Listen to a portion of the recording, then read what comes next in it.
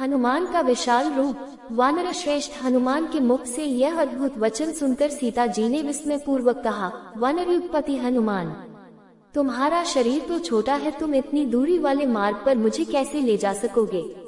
तुम्हारे इस दुस्साहस को मैं वानरोचित चपलता ही समझती हूँ। सीता का अपने प्रति अविश्वास हनुमान को अपना तिरस्कार सा लगा। फिर उन्होंने सोचा कि मेरी शक्ति और सामर्थ्य से अपरिचित होने के कारण ही ये ऐसा कह रही है, अतः इन्हें ये दिखा देना ही उचित होगा कि मैं अपनी इच्छानुरूप रूप धारण कर सकता हूँ।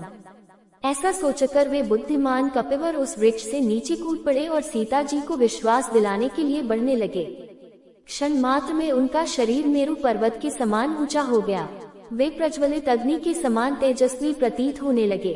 तत्पश्चात पर्वत के समान विशालकाय, तांबे के समान लाल मुख तथा वज्र के समान दाढ़ और नख वाले भयानक महाबली वानरवीर हनुमान विदेहनंदिनी से बोले, देवी, मुझमें पर्वत, वन, अट्टालिका, चार दीवारी और नगर द्वार सहित इस लंकापुरी को रावण के साथ ही उठा ले जाने की शक्ति है।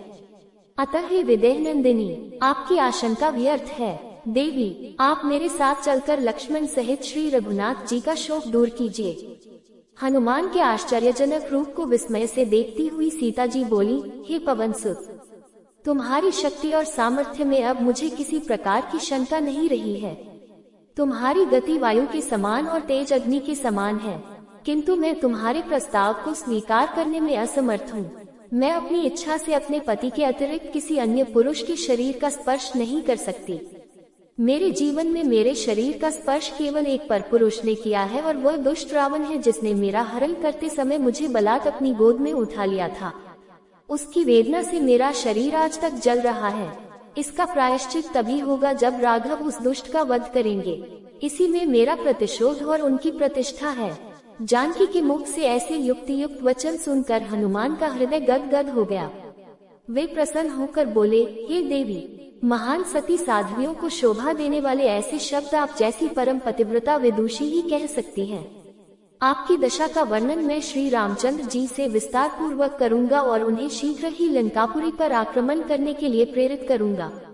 अब आप मुझे कोई ऐसी निशानी दे दें जिसे मैं श्री रामचंद्र जी को देकर आपके जीवित होने का विश्वास दिला सकूं और उनके अधीर हृदय को धैर्य बंधा सकूं। हनुमान के कहने पर सीता जी ने अपना चूड़ामणि खोलकर उन्हें देते हुए कहा, ये चूड़ामणि तुम उन्हें दे देना।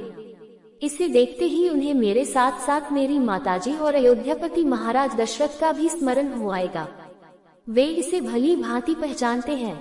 उन्हें मेरा कुशल समाचार देकर लक्ष्मण और वानरराज सुग्रीव को भी मेरी ओर से शुभकामनाएं व्यक्त करना। यहाँ मेरी जो दशा है और मेरे प्रति रावण तथा उसकी क्रूर दासियों का जो व्यवहार है, वह सब तुम अपनी आंखों से देख चुके हो। तुम समस्त विवरण रघुनाथ जी से कह देना। लक्ष्मण से कहना, मैंने तुम्हारे ऊपर अविश्वास करके जो तुम्हें अपने ज्येष्ठ भ्राता के पीछे कटुवचन कहकर भेजा था, उसका मुझे बहुत पश्चाताप है और आज मैं उसी मूर्खता का परिणाम भुगत रही हूँ। पवनसुत, और अधिक मैं क्या कहूँ, तुम स्वयं बुद्धिमान और चतुर हो। जैसा उचित प्रतीत हो वैसा कहना और करना। जानकी के ऐसा कहने पर दोनों हाथ जोड़कर हनुमान उनसे विदा लेकर चल दिए।